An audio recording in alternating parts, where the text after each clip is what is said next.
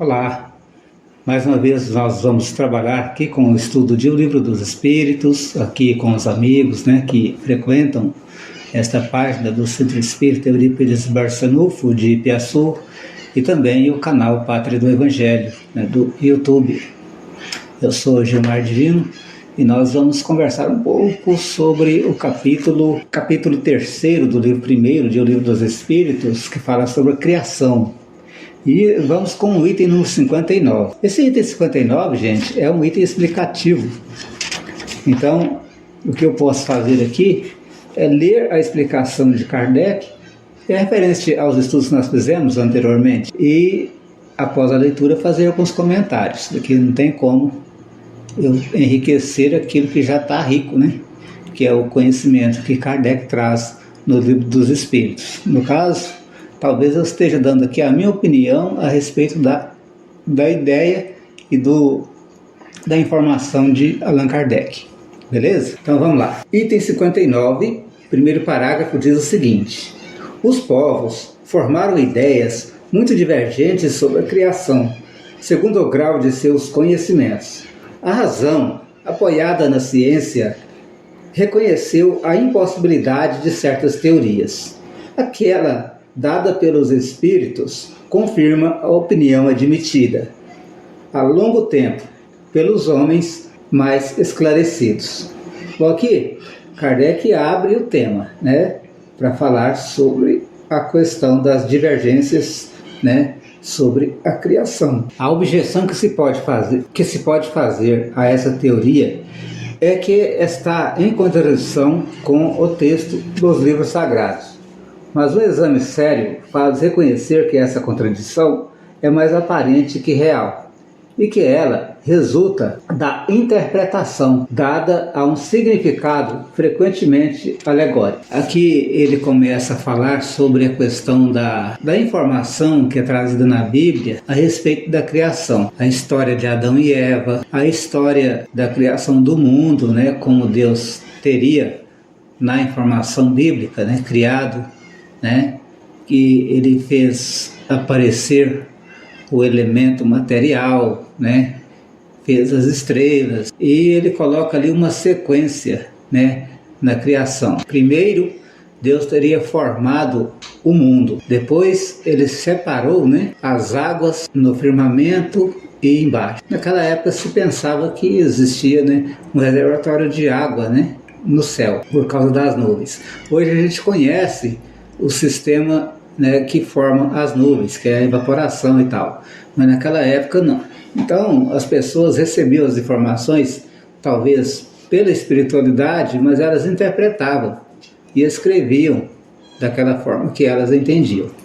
Bom, também fala da sequência seguinte, que foi a questão dos vegetais, depois os animais, e finalmente o homem. Na informação espírita também é uma sequência muito parecida.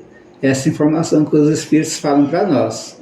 Talvez vai variar na questão de tempo, o tempo que levou para que fosse tudo formado, que na Bíblia diz que é 7 dias, e os espíritos dizem para nós, na verdade a Bíblia diz que são 6 dias, e os espíritos dizem para nós que foram períodos, dividem essa questão de dias como se fossem períodos. A questão do primeiro homem, na pessoa de Adão, como única fonte da humanidade, não é o único ponto sobre o qual as crenças religiosas tiveram de se modificar. O movimento da Terra pareceu, em certa época, de tal forma oposto ao texto sagrado, que não houve tipo de perseguições que essa teoria não tivesse servido de pretexto.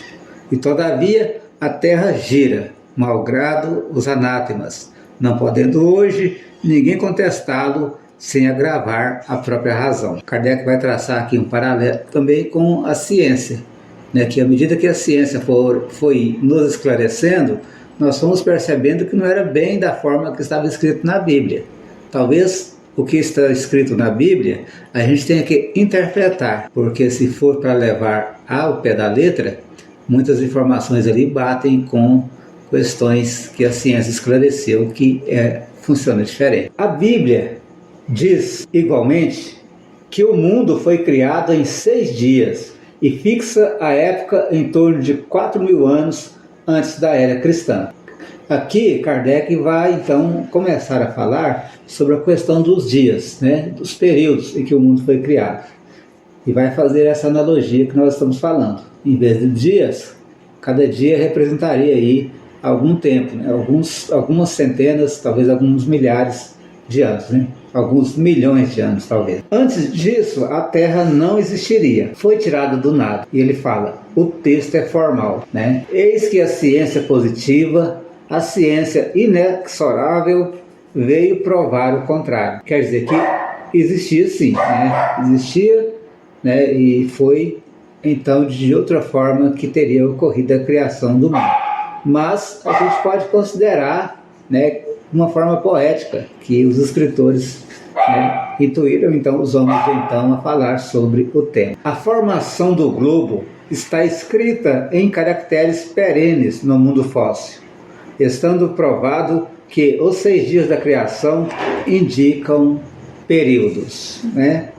Se você buscar a ciência, vai ver que o mundo foi formado realmente em período, através da pesquisa dos fósseis, né, dos elementos que foram soterrados, vegetais, animais.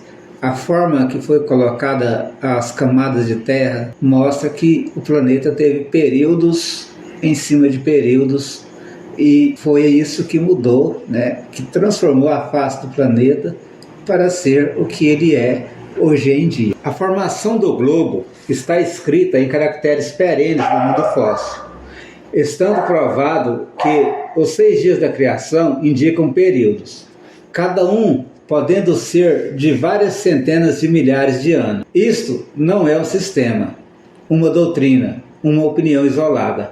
É um fato também constante como aquele do movimento da Terra, e que a teologia não pode se recusar a admitir. Prova evidente do erro em que podem cair os que se atêm à letra das expressões de uma linguagem frequentemente figurada. É preciso concluir que a Bíblia é um erro?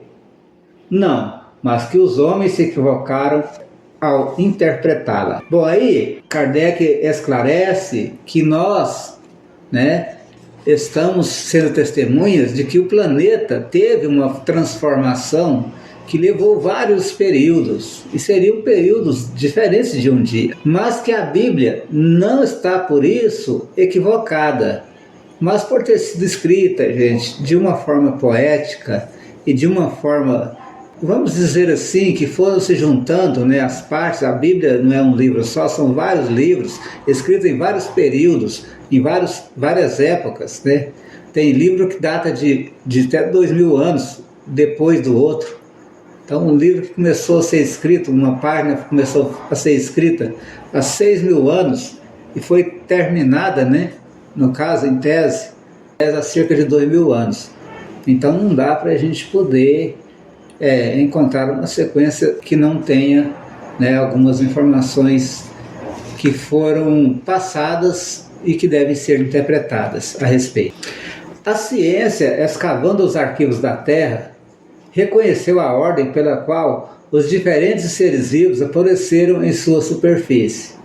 Esta ordem está de acordo com aquela indicada na Gênese, com a diferença que esta obra, ao invés de sair milagrosamente das mãos de Deus, em algumas horas, se realizou sempre pela sua vontade, mas segundo a lei e as forças da natureza, em alguns milhões de anos. Então tá aí. O que a Bíblia diz que foi em 6 dias, nós entendemos ao estudar a formação do nosso planeta, que podem ter sido em vários milhões de anos, né? Mas que a sequência está correta.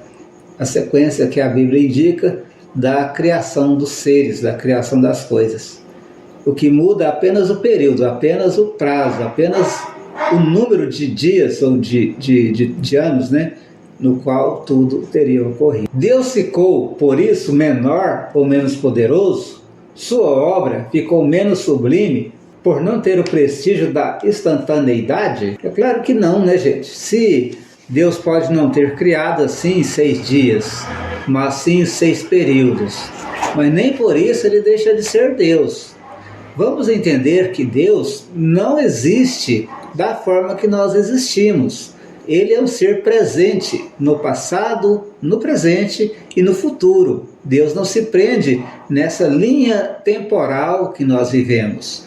Ele se prende a uma outra questão de tempo que nós não compreendemos, mas que entendemos que é um presente permanente. Quer dizer que ele está no passado, no presente e no futuro. Para ele, é como se não tivesse essa linha de tempo à qual nós estamos presos.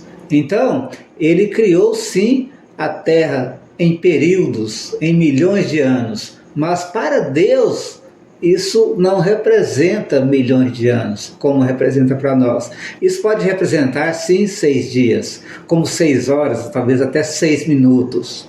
Vai depender da forma em que o escritor, o profeta que escreveu, tenha entendido a mensagem que foi passada para ele, né? Essa mensagem foi, vamos dizer assim, psicografada, intuída, né, pelos espíritos superiores, a pessoa que escreveu essa passagem sobre a questão bíblica, né, a questão dos períodos, dos dias em que o mundo se formou, a questão da gênese bíblica, né. É evidente, então, que a gente tirar essa questão de instantaneidade não vai ofender a divindade, né.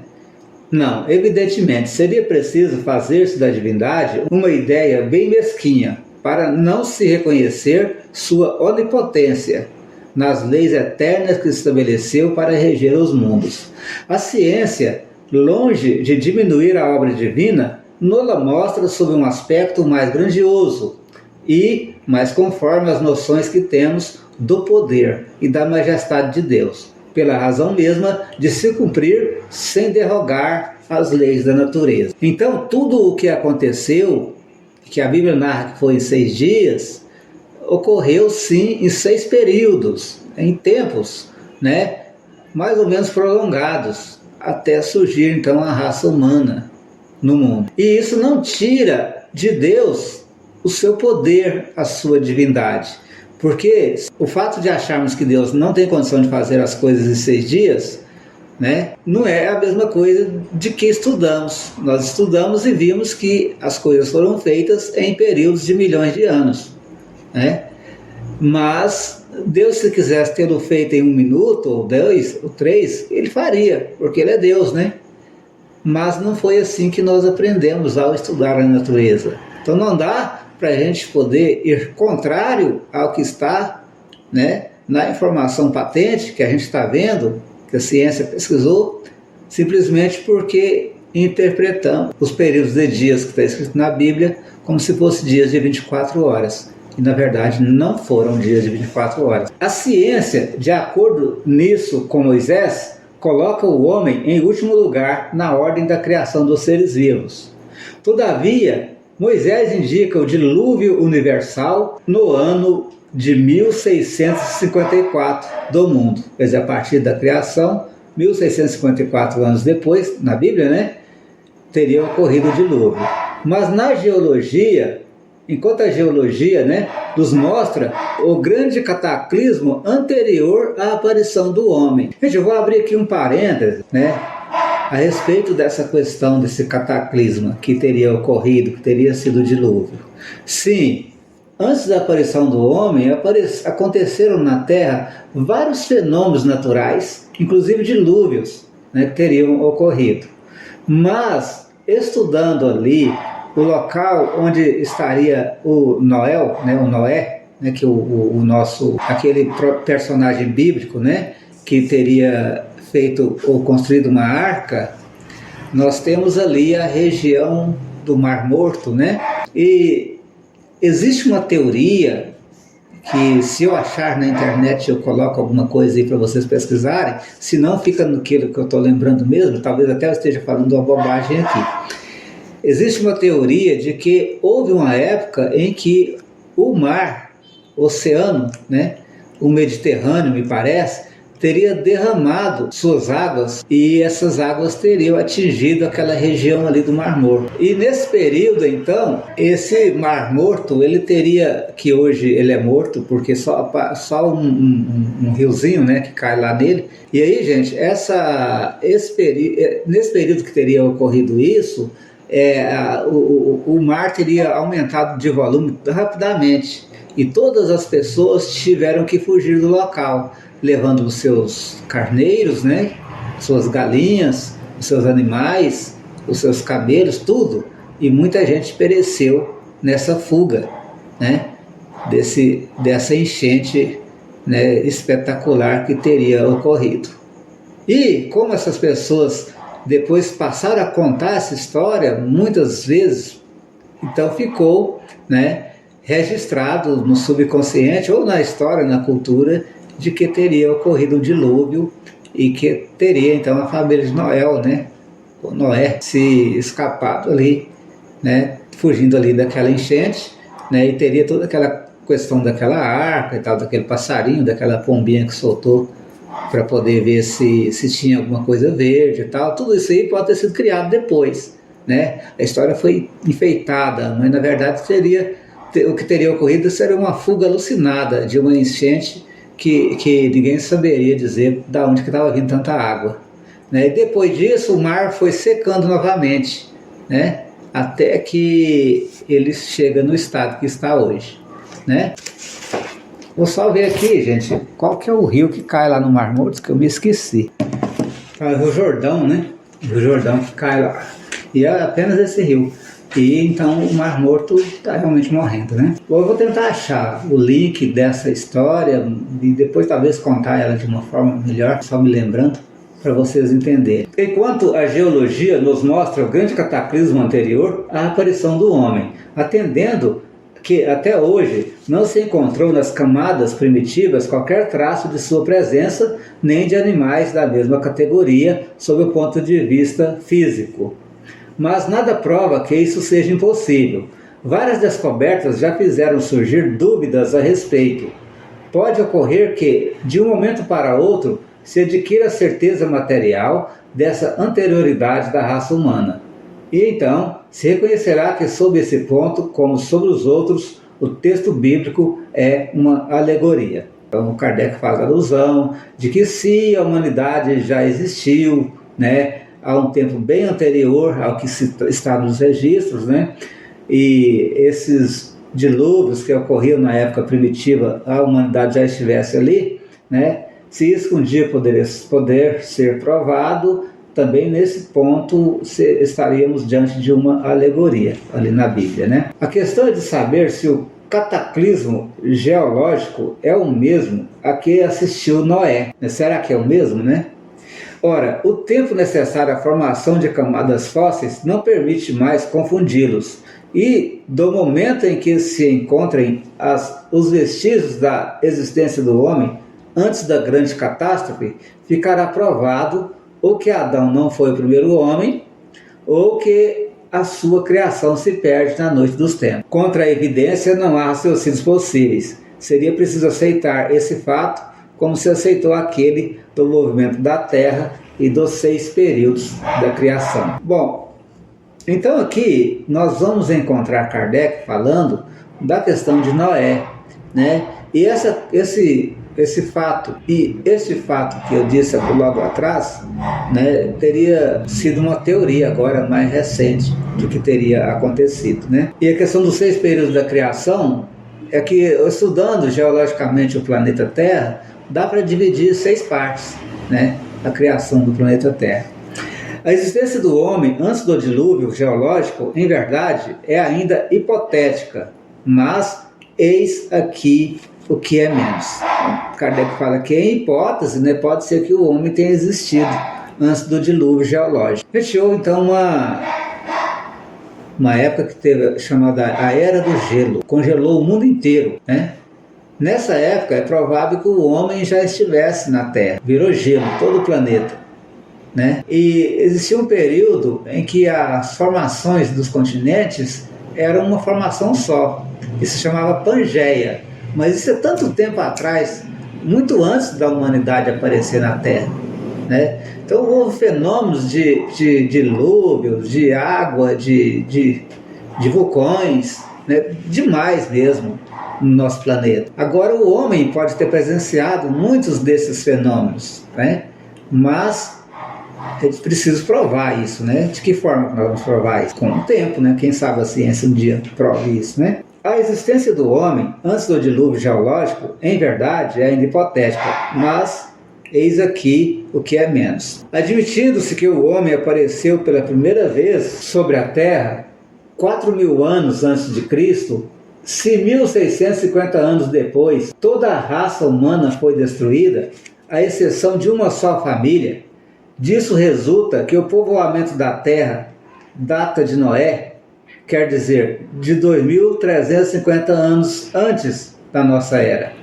Ora, quando os hebreus emigraram do Egito, no 18º século, encontraram esse país povoado e já bem avançado em civilização. A história prova que nessa época a Índia e outros países estavam igualmente florescentes, sem mesmo se levar em conta a cronologia de certos povos, que remontam a uma época bem mais recuada. Seria preciso, pois, que do 24º ao 18º século, quer dizer, num espaço de 600 anos, não somente a posteridade de um único homem pudesse povoar todos os imensos países então conhecidos, supondo-se que os outros não o fossem, mas que nesse curto intervalo a espécie humana pudesse se elevar da ignorância absoluta do estado primitivo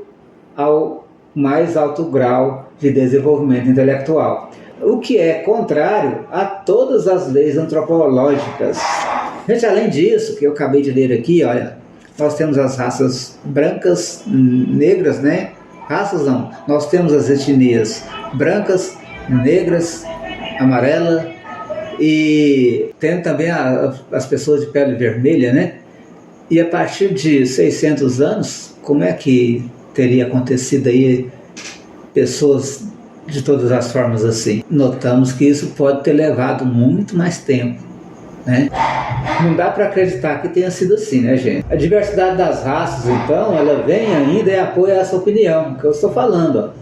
O clima e os costumes produzem, sem dúvida, modificações nos caracteres físicos, mas que se conhece até onde podem chegar as influências dessas causas.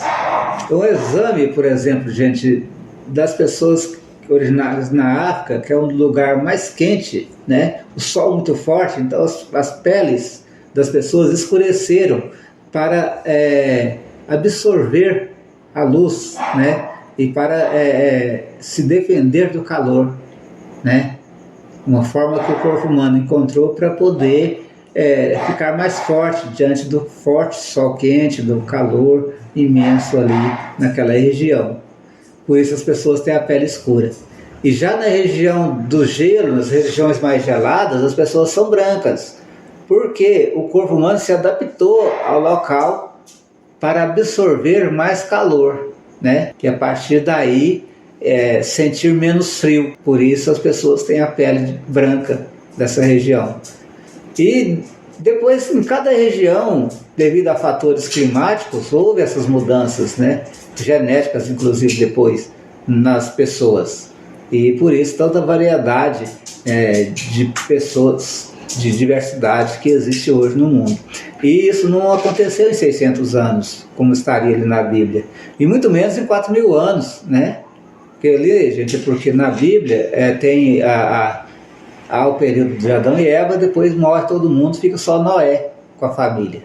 E aí depois volta de novo a formar o mundo. Então não dá tempo, é um tempo muito curto. O clima e os costumes produzem sem dúvida modificações nos caracteres físicos, mas se conhece até onde pode chegar as influências dessas causas, que o exame fisiológico prova que há entre certas raças, vamos trocar aqui, né? Entre certas etnias, e a palavra raça não é usada mais, diferenças constitucionais mais profundas que aquelas que podem o clima produzir. O cruzamento das raças produz os tipos intermediários, ou seja, O cruzamento das etnias produz os tipos intermediários. Ele tende a apagar os caracteres extremos, mas não os produz, apenas cria variedades. Ora, para que houvesse cruzamento dessas etnias, né, era preciso que houvesse etnias distintas. E como explicar sua existência? Dando-lhes um tronco comum e, sobretudo, ainda próximo, como se admitir que, em produzirem a etnia etíope, por exemplo, uma tal metamorfose não é mais admissível que a hipótese de um tronco comum para o lobo e o cordeiro. Kardec levanta a hipótese que a humanidade ela teria várias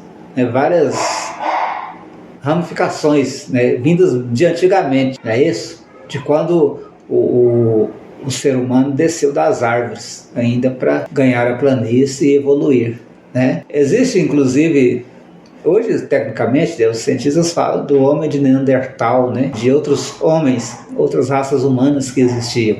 Kardec aqui levanta a hipótese de que também possamos ser raças humanas, mas de troncos diferentes, né? Desde o passado. Isso é para ser estudado, eu não vou afirmar nem negar, estou apenas passando o que está escrito aqui. Tudo se explica, ainda uma vez, nada pode prevalecer contra a evidência dos fatos. Tudo se explica, ao contrário, em se admitindo a existência do homem antes da época que lhe é vulgarmente assinalada. Que as origens são diversas, que vivendo há 6.000 anos, Adão tenha povoado uma região ainda desabitada. O dilúvio de Noé, como uma catástrofe parcial, confundida com o cataclismo geológico, tendo-se em conta, enfim, a forma alegórica particular ao estilo oriental e que se encontra nos livros sagrados de todos os povos. Por isso, é prudente não se negar apressadamente, como falsas, doutrinas que cedo ou tarde, como tantas outras, podem desmentir aqueles que as combatem. As ideias religiosas, longe de perderem, se engrandecem, caminhando com a ciência. Esse é o único meio de não apresentarem ao ceticismo um lado vulnerável. Então, gente, é uma questão de estudo, mas não podemos, né, aqui afirmar ou deixar de afirmar, negar, né, o que Kardec está dizendo. Ele mesmo diz que a própria ciência ela vai trabalhando e com o tempo ela vai trazendo ideias, né, conhecimentos novos. Gente, é difícil esse estudo, eu não tenho um conhecimento muito profundo, a gente está lendo aqui, comentando nossa opinião. Eu queria que você também, se quiser, né, se puder, se tiver tempo, pegar o seu livrinho dos Espíritos, né, livrinho aqui, ó, 1019 perguntas, né, e respostas, e faça o seu estudo também, né, vamos juntos todo mundo fazendo aí o nosso aprendizado e chegando a conclusões, né? De repente nos unimos depois, a gente olha na internet aí, eles todos moram longe uns dos outros, né? Se moram perto da gente, tudo bem. E cada um passar a sua ideia. Comenta aí o que você acha disso. Eu não posso... aqui eu não estou aqui para dizer o que é certo ou o que é errado, não. Eu estou aqui fazendo o estudo, né, com você, que avalia aí, né, como é que estamos nos dando aí no nosso estudo. Curta lá o nosso canal Pátria do Evangelho, curta também a nossa página aqui do Centro Espírita Eurípides Conversa Nova aqui no Facebook. Meu agradecimento, que Deus abençoe, que Deus ilumine todos.